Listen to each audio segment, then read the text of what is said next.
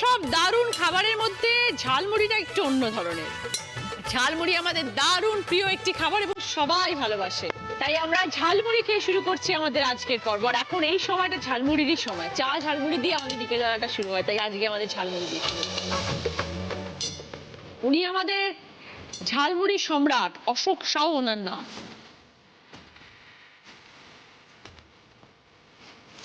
ওনার ঝালমুড়িটা একটু অন্যরকম। এটা কি দিলে এটা একটু বলো।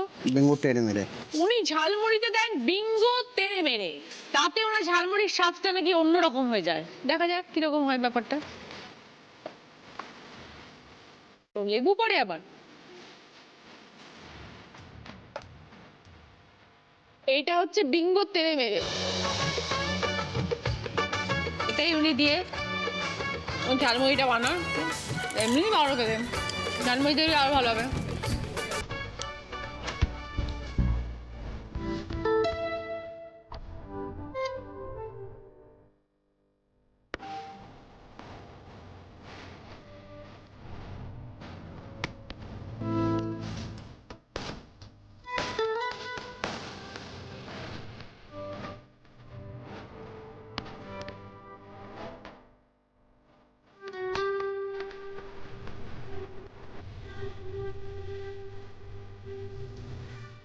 এইবার আমি দেখবো কিরম বানিয়ে, দিদিরাও বলবে কেমন হয়েছে।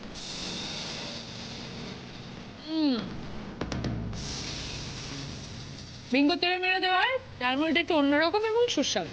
Good, pass.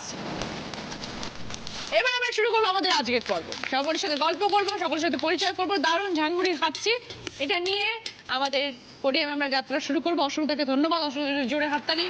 আবার দেখা হবে আপনার সাথে।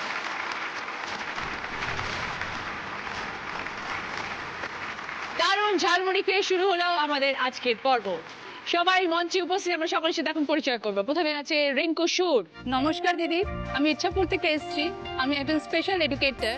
ওকে, আজ আমি তোমাকে স্পেশাল বাচ্চাদের স্পেশালি কিভাবে ভালো রাখবো আর এদেরকে নিয়ে একটা স্পেশাল গল্প যেটা আমার সারাটা জীবন স্মরণীয় থাকবে, সেটাই আমি আজকে তোমাকে বলতে এসেছি দিদি। ওকে, শুনবো তোমার সব গল্প। এরপর আছে সোমা সরকার। নমস্কার দিদি, আমি আসানসোল থেকে আসছি। আমি একজন sports teacher DAV public school থেকে।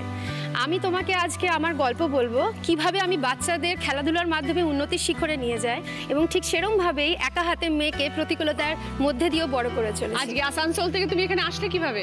আসানসোলে অডিশনের ব্যবস্থা করাতে আমি তোমার পর্যন্ত পৌঁছাতে পেরেছি, তার জন্য বিশেষ বিশেষ ধন্যবাদ জি বাংলায়। তার মানে তুমি অডিশনের মাধ্যমে আজকে এখানে এসে পৌঁছেছো? হ্যাঁ, গুড। সোমা যেমন আসানসোলে অডিশন দিয়ে আজ এখানে এসে পৌঁছতে পেরেছে, আপনারাও পৌঁছে যেতে পারেন সরাসরি আমার এই মঞ্চে। লিখে পাঠান নিচের ঠিকানায় অথবা ফোন করুন নিচের নম্বরে এবং আমাদের ডেকে নিন আপনাদের পাড়ায় অডিশন। এরপর আছে মিতালি মণ্ডল। নমস্কার দিদি, আমি সোদপুর থেকে আসছি। সকালে ঘুম থেকে উঠেই মানুষের দুটো জিনিসের খুব প্রয়োজন, একটা হচ্ছে গরম চা, একটা হচ্ছে নিউজ পেপার। আমি সেই নিউজ পেপারে ব্যবসাই করি। ঘরে ঘরে নিউজ পেপার দেয়। মহিলাদের সচরাচর এই প্রফেশনে দেখা যায় না, কিন্তু আপনার গল্প শুনুন। এরপর আছে মহামায়া দেব। নমস্কার দিদি, নমস্কার। আমি দেগঙ্গা থেকে আসছি। আমার জীবনটা যেরকম টক ঝাল মিষ্টিতে ভরা, তেমনই আমি বিজনেসটাও করি। আমার টক ঝাল মিষ্টি ভরা চানাচুরের, এবং এই চানাচুরের ব্যবসা দিদি আমি কি করে শুরু করেছি সেই গল্পটাই আমি তোমার সাথে করতে এসেছি। বাহ, শুনবো তোমার গল্প। সবাইকে নিয়ে শুরু করছি আমাদের প্রথম রাউন্ডে খেলা দিদি মেয়ে পঞ্চায়েতে। প্রথমে আমরা একটু কথা বলবো রিঙ্কুর সাথে। স্পেশাল এডুকেটর রিঙ্কু তুমি? হ্যাঁ দিদি। কতদিন হয়ে গেল এই কাজের সাথে যুক্ত? আমি 18 বছর সার্ভিস করছি। শুরু হলো কিভাবে এরকম একটা কাজ? আমার বাবা এয়ারফোর্স ব্যাকগ্রাউন্ড, তো আমি আফটার গ্র্যাজুয়েশন আমি একটা জায়গায় সার্ভিস করছিলাম এয়ারফোর্স স্কুলে। তো আমি শিলং এয়ার হেডকোয়ার্টার ইস্টার্নে, সেখানে আমি 6 উইংকে রিপ্রেজেন্ট করেছিলাম নাচে। তো আমি নাচেও সঙ্গীত বিশারদ, তো সেখানে গিয়ে আমি ফার্স্ট হয়েছিলাম। তো সেইটা অ্যাচিভ করার পর আমাদের স্টেশন কমান্ডার যিনি তখন ছিলেন, তিনি ভীষণ অ্যাপ্রিসিয়েট করেছিলেন। তখন তিনি বললেন কি আমাদের ভেতরে একটা ভেতরে এয়ারফোর্সের মধ্যে একটা উদয়ন বলে স্কুল আছে, তুমি ওখানে করবে কি না। তো আমার এই ব্যাপারে কোনো অ্যাওয়ারনেস প্রথমত ছিল না, তখন মাত্র 19 বছর বয়স। তো আমি বললাম আমি পারবো কি না। তো তিনি বললেন তুমি চেষ্টা করে দেখো, না পারলে তুমি অ্যাজ ইট ইজ আবার এয়ারফোর্স স্কুলে যেমনি তুমি করছো সেখানে তুমি সার্ভিস করবে। তুমি দিদি বিশ্বাস করবে না, আমি ফার্স্ট ডে জয়েন করেছি, ফার্স্ট ডেতে যে ভালোবাসা আমি ডিরেক্ট ওদের পেয়েছি এখানটায়, আমি সেটা আর আজ পর্যন্ত ছাড়তে পারিনি। তারপর আমি ওখানে থাকতে থাকতে এই কোর্স করলাম, স্পেশাল বিএড করলাম, করার পর ওখানে ফার্স্ট ডিভিশন ডিস্টিংশন পেয়েছি স্পেশাল বিএড। তারপর এই বাচ্চাদেরকে আমি ওখানে নাচও শেখাই। তো এই কোর্সগুলোতে বাচ্চাদেরকে কিভাবে হ্যান্ডেল করতে হয় এই ট্রেনিংগুলো দেয় সব? একদম একদম কীভাবে, যেমনি আমি সাইন ল্যাঙ্গুয়েজও শিখেছি, ও। Indian sign language. আমাদের স্কুলে সিপি বাচ্চা আছে, সেরেব্রাল পলসি, অটিস্টিক বাচ্চা আছে, হিয়ারিং ইম্পেয়ার্ড বাচ্চা আছে, মেন্টালি রিটার্ডেড আছে, ডাউন সিনড্রোম, ভীষণ সুইট সুইট বেবি আছে। তো আমি আমার জীবনের অভিজ্ঞতা দিয়ে আমি একটা কথা বলতে চাই, আজ যখন এত ভালো একটা প্ল্যাটফর্ম পেয়েছি, প্যারেন্টসদেরকে একটু আমি অ্যাওয়্যার করতে চাই কি ফার্স্টে অ্যাকসেপ্টেন্স করতে হবে এই বাচ্চাদেরকে। ফার্স্ট আমি যদি অ্যাকসেপ্ট না করি, আমি ওকে মেন স্ট্রিমে কী করে নিয়ে আসবো এই বাচ্চাকে? তো আমাদেরকে আগে দেখতে হবে ওর মাইলস্টোন ঠিকঠাক আছে কি না, সে ঠিকঠাক বসছে কি না, কথা বলছে কি না, তাকাচ্ছে কি না। যখন দেখবো একটু অসুবিধা লাগছে, তখন প্যারেন্টসদের উচিত একজন সাইকোলজিস্ট দেখা, আইকিউ টেস্ট করতে হবে, তারপর স্পেশাল স্কুলে নিয়ে যাও। স্পেশাল এডুকেটররা যখন আমরা, তখন তাদের case history form fill up করি। Before birth, at birth, after birth তাদেরকে পুরো কেসটা নিই, নেওয়ার পর তাদের ক্লাস ডিভিশন করি। এবার ক্লাস বলতে A to Z 1 to 100 no, তাদের মেন স্ট্রিমে আমাকে বাঁচিয়ে রাখতে হবে। কীভাবে? প্যারেন্টসটা সারাটা জীবন বেঁচে থাকবে না দিদি, তো তারা নিজের কাজটা কীভাবে করবে? তো সেখানে ফার্স্টে টয়লেট ট্রেনিং, মা নিয়ে যাচ্ছে, বাচ্চা টয়লেট করে দিচ্ছে, আদার পাবলিকরা কেমন করে দেখছে, তারা তো সেই কষ্টটা বুঝতে পারছে না। তারপরে নিজের খাওয়াটা খাওয়া, নিজের বিছানাটা করা, এই কাজটা আমরা ওদেরকে শেখাই নিজেদের হাতে। তারপরে যারা এডুকেশন আছে, এডুকেশন করতে পারবে, তাদেরকে আমরা নর্মাল স্কুলে পাঠাচ্ছি, কিন্তু সাইমালটেনিয়াসলি আমরা বলি স্পেশাল স্কুলের সঙ্গে তোমরা কন্ট্যাক্ট রাখবে, আমরা গাইডেন্স দিয়ে দিই। 18 বছরের উপরে যারা আছে তাদেরকে ভোকেশনাল আমরা কাজ শেখাই। যেমনি কেউ হয়তো যাদের যেরকম স্কিল আছে, মালা বানানো, মোমবাতি বানানো, তারপর সেই ভোকেশনালে কাজ করতে করতে তারা স্বনির্ভর হচ্ছে, পরবর্তীকালে তারা সেটাকেই আর্ন করছে। তো আমি তোমাকে যে বললাম একটা যে গল্প স্পেশাল বাচ্চা নিয়ে, তো আমার বাবার লাস্ট প্রমোশন পোস্টিং ব্যাঙ্গালোরে হয়েছিল। তো আমি ওখানে গেছিলাম, বাবার যে কালিগ সে তার একটা রেস্টুরেন্ট টাইপে ছিল, আমরা রাত্রিবেলায় খাওয়া দাওয়া না একসঙ্গে করতাম, ডিনারটা। আর ওখানে অনেক ধরনের ছেলে মেয়ে আসতো, যেমনি কেউ নার্সিং করছে, কেউ ডক্টর, কেউ ইঞ্জিনিয়ার, তো অনেক ধরনের গল্প হতো। মোস্টলি ছেলেরা বেশি ছিল, মেয়েরা কম। তো সেই আঙ্কেলের ছেলে হচ্ছে স্পেশাল চাইল্ড উইথ MR, তো তার সঙ্গে আমার একটা কানেকশন হয়ে গেছিলো। সে স্কুল যেত, আমি তাকে ড্রেস পরিয়ে দিচ্ছি, খাওয়া দাওয়া আমার কাছে, পড়াও আমার কাছে, কিন্তু ভাষা আমরা বুঝতাম না দিদি, ভালোবাসার ভাষা বুঝতাম। মানে ও আমাকে আঁকা বলে ডাকতো, একটু একটু হিন্দি, একটু একটু ইংলিশ হতো। তো কী হলো, আমরা যখন রাত্রিবেলা গল্প করতাম, আমি দেখতাম আমার পাশে ও নেই, ও কোথাও চলে গেছে।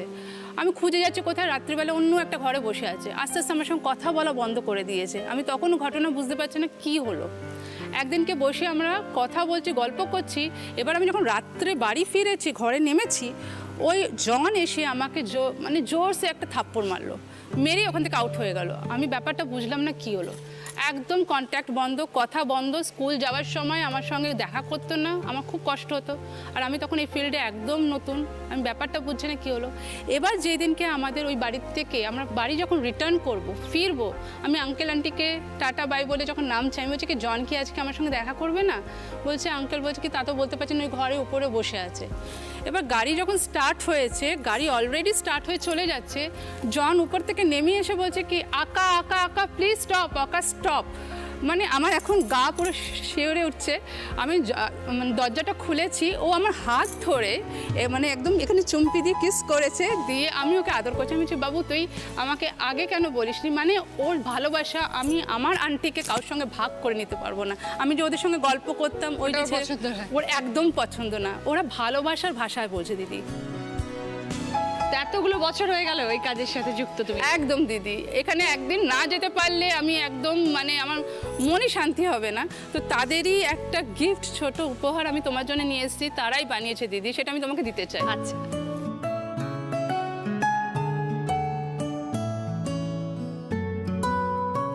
বাহ, ওরা বানিয়েছে এটা হাতে? একদম দিদি, বাহ, ওদেরকে আমরা এই যে স্কিল বললাম না, বাহ, ভেরি নাইস। তুমি উমিদ আশা কিরণকে একটু হাই হ্যালো বলে দাও দিদি।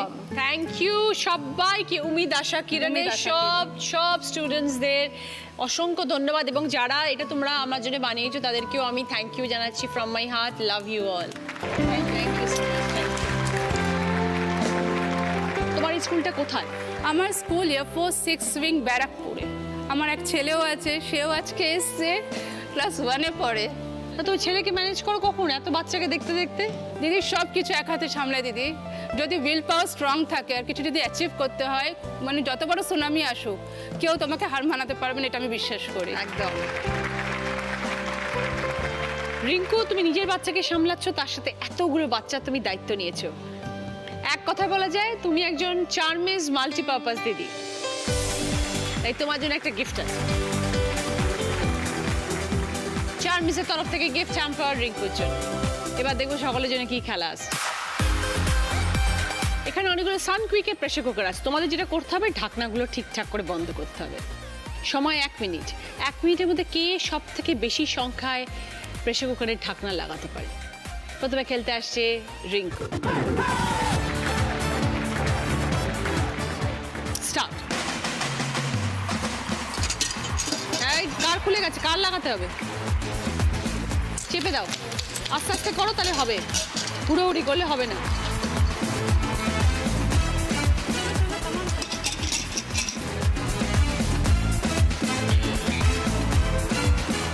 ওটা কিন্তু হয়নি রিঙ্কু, ওটা বেঁকে আছে।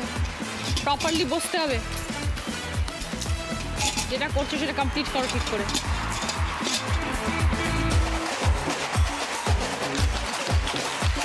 না, ওটাও হয়নি, হয়নি, ছেড়ে দাও।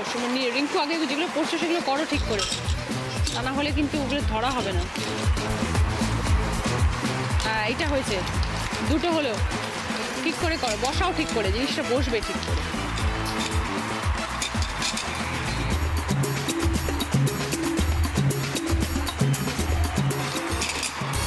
Time up. রিঙ্কু 1 মিনিটে 2টো প্রেসার কুকার ঠিকঠাক লাগাতে পেরেছে। ফিরে এলাম ব্রেকের পর। আপনারা দেখছেন Didi number 1 season 8, co powered by Sunfeast Marie Light, Charmis এবং Berger easy clean fresh. Special partner Cucina small appliances এবং olive oil. Soma, game teacher. হ্যাঁ ম্যাম। ছোটবেলা থেকেই খেলাধুলার সাথে যুক্ত তুমি? হ্যাঁ ম্যাম, আমি একজন স্টেট লেভেলের কাবাডি প্লেয়ার। ও। আর হাই জাম্প অ্যাথলেটিক্সেও আমি স্টেট লেভেল মিট করেছি। Good. ছোট থেকেই আমি ভীষণভাবে মানে খেলাধুলার সাথে যুক্ত। তো আমি একজন নিম্ন মধ্যবিত্ত পরিবারে জন্মগ্রহণ করি। আমার বাবা আমার সমস্ত ইচ্ছা শখ তার সাধ্যের বাইরে হলেও পূরণ করেছে, কখনো কোনো জিনিসের জন্য মানা করেনি। এবং সব থেকে তিনি যেটা বেশি করেছেন সেটা হচ্ছে আমার উপর বিশ্বাস। পড়াশোনা পুরো কমপ্লিট হয়েছে? হ্যাঁ ম্যাম, আমি পলিটিক্যাল সায়েন্স অনার্সে বিএ করেছি। তারপরে আমি বিপিএড করেছি ফিজিক্যাল এডুকেশনে। এখন একটা স্কুলের সাথে যুক্ত আছি, DAV public school, CBSE board. আমি যেদিন থেকে জয়েন করেছি 2014, সেই বছর থেকে আমার স্কুল প্রাইজ জিতছে গার্লসরা। Very good. তো মেয়েকে তো বললে একা মানুষ করছো? হ্যাঁ ম্যাডাম, আমি মেয়েকে একা মানুষ করেছি। আমার বিয়ে হয়ে যায় 20 বছর বয়সে। সেটা কি নিজের ইচ্ছে বিয়ে হয়েছে? না, আমার নিজের ইচ্ছায় না। আমি যখন 3rd ইয়ারে ছিলাম তখন আমি এক জায়গায় চাকরি করতাম। আমি ছোট থেকে আমি কারোর কাছে হাত পেতে টাকা চাইবো বা বাবার কাছে আমি আমার পকেট মানি চাইবো, এই ব্যাপারে আমার ভীষণ বাধ্য, আমি পারতাম না। তো আমি এক জায়গায় চাকরি করতাম, নিজের পকেট মানি আমি নিজেই, প্লাস ঘরেও আমি কিছু হেল্প করতাম, কারণ আমার বাবার সেরকম সচ্ছলতা ছিল না। সেই সময় আমার একজন অফিসের কলিগ আমাকে পছন্দ করে এবং আমাকে এসে বলে, কিন্তু আমি তাকে না বলি, কারণ আমার তাকে পছন্দ ছিল না এবং আমি সেরকমভাবে চিন্তাভাবনা করিনি। কিন্তু সে বাড়িতে তার ফ্যামিলি নিয়ে আসে। তার ফ্যামিলি বলতে শুধু তার বাবা আর তার দিদি, আর তাদেরকে নিয়ে আসে আমার বাবা মার কাছে আমার হাত চায়। আমি রাজি হয়ে যাই এবং আমার মা বাবাও রাজি হয় এবং আমার বিয়ে হয়ে যায়। কিন্তু কিছু সার্কামস্ট্যান্সেস এরকম মানে আমার সামনে আসে যার জন্য আমাকে বাড়ি ছেড়ে বেরিয়ে আসতে হয় দিদি। কেন? কারণ আমি প্রথমে বুঝতে পারিনি আমার হাজব্যান্ড, এক্স হাজব্যান্ড ভীষণভাবে ড্রিঙ্ক করতেন এবং সেটা আমি বিয়ের পর জানতে পারি। কিন্তু সেই ড্রিঙ্কটা মানে তার নেশা না অ্যাডিকশন হয়ে গেছিল। সে ক্লাব এবং ড্রিঙ্ক এটা ছাড়া সে কিছু জানতো না। আমি বেরিয়ে আসতে পারিনি কারণ 1 বছর 1.5 বছরের মাথায় আমার বেবি হয়ে যায়। তিনি যদি রেসপন্সিবল ফাদারও হতেন তো হয়তো আমি কম্প্রোমাইজ করে নিতাম, কারণ 7 বছর তার সাথে আমি থেকেছি। কিন্তু কোনোদিনও আমার মেয়ের পাশে বসা বা মেয়েকে কোলে তোলা আমি মনে করতে পারি না কোনোদিনও সে করেছে। তো এমন একটা মুহূর্ত আসে, কালী পুজোর রাত ছিল, আমি ডিসিশন নিই যে আমি পড়াশোনা শুরু করব। এবং কোন লাইনে, যে লাইন থেকে আমি বেরিয়ে এসেছি, খেলাধুলা আমার সেই পুরনো জগৎ। আমি আমার মেয়েকে মা বাবার কাছে রাখি এবং আমি কলকাতা যাই, আমি এন্ট্রান্স এক্সাম দিই, আমার ফার্স্ট লিস্টে নাম ওঠে এবং আমি সেখানে ভর্তি হই কলকাতা ইউনিভার্সিটি গরফা কলেজ থেকে। আমি বিপিএড করি এবং আমি ইউনিভার্সিটিতে 3rd র্যাঙ্কে আসি এবং আমি কলেজে টপ করি। Very good. তো ম্যাডাম, আমি এরমভাবে মেয়েকে রেখে আমি ওখানে পড়াশোনা করেছি। এসে আমি চাকরি জয়েন করি, একটা ভাড়া বাড়ি দেখে বাড়ি ছেড়ে বেরিয়ে আসি এবং এই জন্যই আমি কোনোদিনও ফিরে যাব না। তো যখন ভাবলে এরম চলে আসবো তখন হাজবেন্ড সহজে ছেড়ে দিলেন? না, তিনি একটা কথা আমাকে বলেছিলেন যে এখন যাচ্ছ যাও, যখন দেওয়ালে পিঠ ঠিকবে তুমি ঠিক ফিরে আসবে। এবং আমি ভগবানের কাছে অশেষভাবে কৃতজ্ঞ যে আমার দেওয়ালে পিঠ ঠেকলেও আমি কিন্তু তার কাছে ফিরে যাওয়ার কোনোদিনও চেষ্টা আমি করিনি। জীবনে ছোট্ট একটা ভুল ডিসিশন হয়ে গেছে, হ্যাঁ, বাট নেভার মাইন্ড, জীবনে এগিয়ে যেতে হবে। হ্যাঁ, আপস অ্যান্ড ডাউনস তো থাকবেই। ঠিক ঠিক ভালো থেকো সোমা, এইভাবে জীবনে এগিয়ে যাও। ঠিক ম্যাডাম। ঠিক আছে, ভালো থেকো, মেয়েকে ভালো করে মানুষ। হ্যাঁ ম্যাডাম, একদম।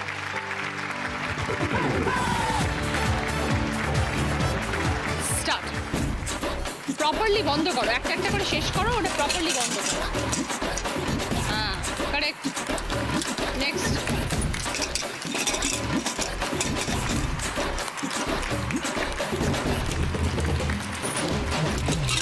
এটা হয়নি কিন্তু, হ্যাঁ ওটা হয়েছে, এটা ঠিক করো, ঠিক করে দাও। ঠিক না, ঠিক করে বসো, হয়নি।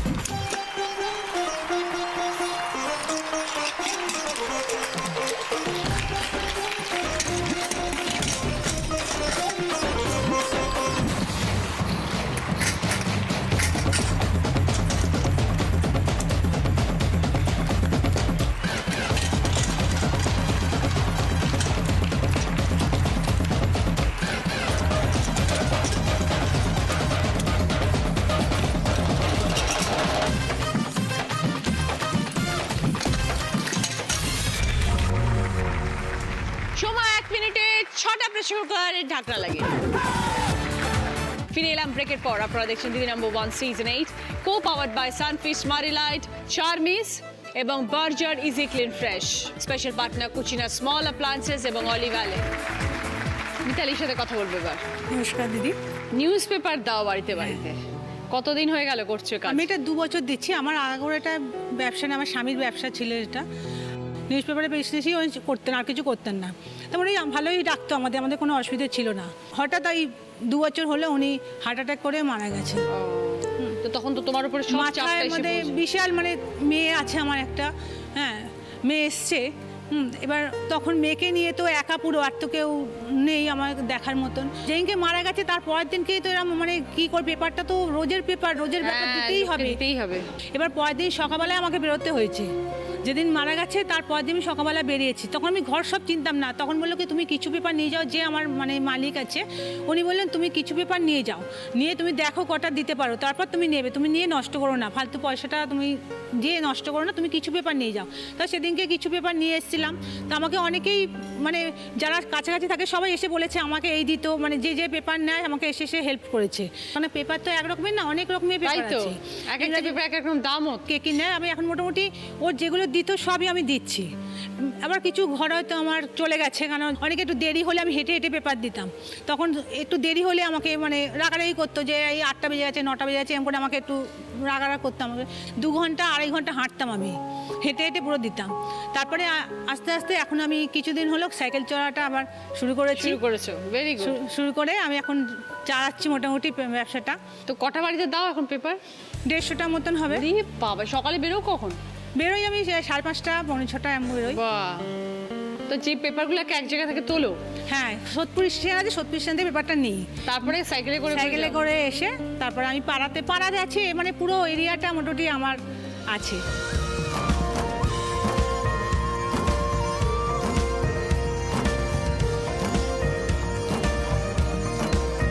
কটার সময় শেষ করো দেওয়া কাজ? না, আমার দেয়া মোটামুটি এখন সাইকেল চালিয়ে যেতে দিই, এখন আমার মোটামুটি দেয়া 8:30, 9টার মধ্যে হয়ে যায়। তারপরে একটা জায়গায় এমনি দোকান মতন আছে, ওই পেপার লুজ পেপার ওখানে বিক্রি হয়। কিছু পার্টি আছে যারা আমার থেকে রোজ এই অফিস যাওয়ার সময় নিয়ে যায়। হ্যাঁ, ওরা আসবে এই টাইমে, জানি 8টা 8:30 মধ্যে আমি আসি, ওরা জানে আমি এই সময় আসি, ওরা দাঁড়িয়ে থাকবে আমার জন্য যে আমি পেপারটা নিয়ে কখন আসবো, যে আমার থেকে নেবে ওরা। এটা আমার খুব ভালো লাগে যে যেহেতু আমি দিই বলে আমাকে অনেকেই খুব ভালোবাসি, ওখানকে সবাই আমাকে হেল্প করে যে তুমি এগিয়ে যাও, তুমি করো এটা। কিছু বাটি বলে যদি তুমি পারবে না, তুমি মেয়েরা এটা মেয়েদের কাজ না, শীত গ্রীষ্ম বর্ষা মেয়েদের ভোরবেলা উঠে যাওয়া এটা তোমার কারোর পক্ষে সম্ভব না, কোনো কিছুই অসম্ভব নয়। বর্ষাকালটা একটু খুব কষ্ট হয়, তাছাড়া এমনি মোটামুটি আমি চালিয়ে নিচ্ছি এই করে। অনেক রকম কাজের কথা শুনেছি, কিন্তু প্রথমবার দেখলাম কোনো মেয়ে যে সাইকেলে চড়ে ঘুরে ঘুরে সকলের বাড়িতে খবর পৌঁছায়। ভালো থেকো মিতালি, তোমার আশা এবং বর্ষা সবাই তাকিয়ে থাকে সকালবেলা, এটাই সব থেকে বড় পাওয়া। কিছু আছে দিদি এরম যে মানে আমি কখন যাব, দরজাটা খুলে বসে থাকে যে আমি কখন যাব দেব। আমি সেই জন্য খুব তাড়াতাড়ি চেষ্টা করি যে যারা বয়স্ক মানুষ কিছু মানে আছে না, আমি কখন যাব, তুমি কখন আসবে মিতালি, তুমি কখন আসবে, তোমাকে ফোন করা হয়ে যাবে, যদি একটু দেরি হয় ফোন করবে, মিতালি তুমি কোথায় বেরিয়েছো, যদি দেরি হয় তোমার শরীর খারাপ না তো, মানে এরমভাবে আমাকে ভালোবাসে। আমার এটাই খুব ভালো লাগে যে আমি দিচ্ছি বলে আমাকে অনেকে আছে মানে খুব ভালোবাসে, মানে যারা তুমি কখন আসবে মানে দরজা খুলে বসে থাকে যে আমি দেবো কখন পেপারটা। ভালো থেকো মিতালি।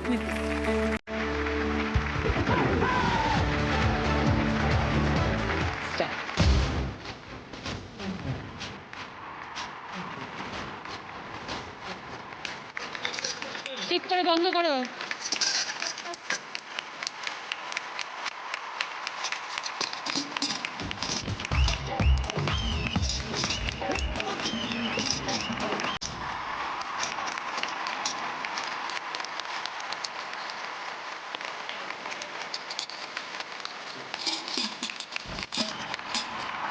কাজে কাজে ঠিক বসতে হবে, তাহলে কিছু হবে না। এটাও হয়নি, এটাও হয়নি, এটাও হয়নি। ওই ফাঁকটা হয়ে আছে, ফাঁকটা হবে না। একটু তোমার দিকে টানো। হয়নি।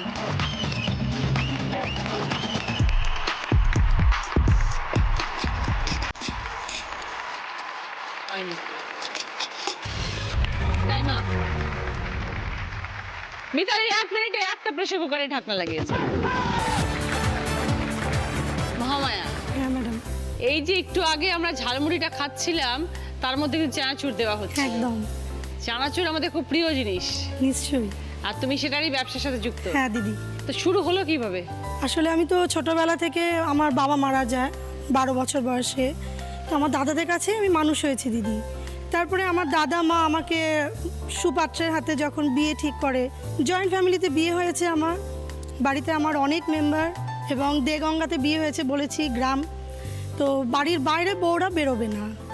তো সেজন্য আমাকে এমন কিছু বিজনেস করতে হবে দিদি যা বাড়িতে বসেই করতে পারবো।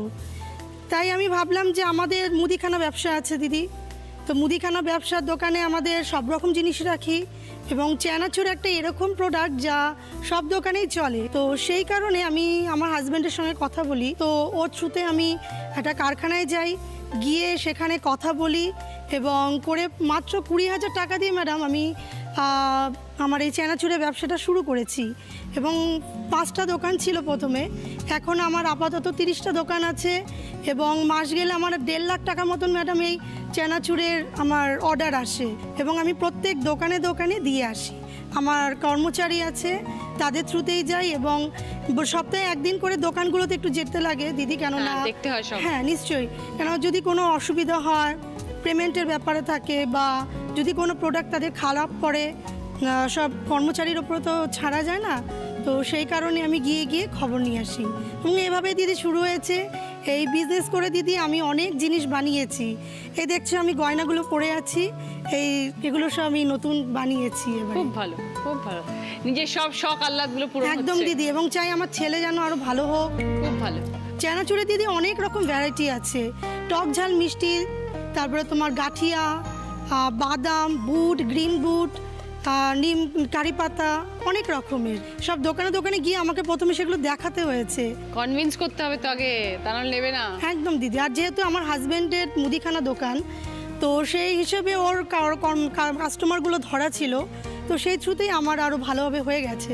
থ্যাংক ইউ মহামায়া, ভালো লাগলো তোমার সাথে কথা বলে। ধন্যবাদ দিদি। 20,000 টাকা দিয়ে মাত্র ব্যবসা শুরু করেছিলে, একদম এখন 30টা দোকান, একদম দিদি। মানে 1.5 লক্ষ টাকার মাল যায়। হ্যাঁ, এভাবে ব্যবসাকে আরো বড় করো।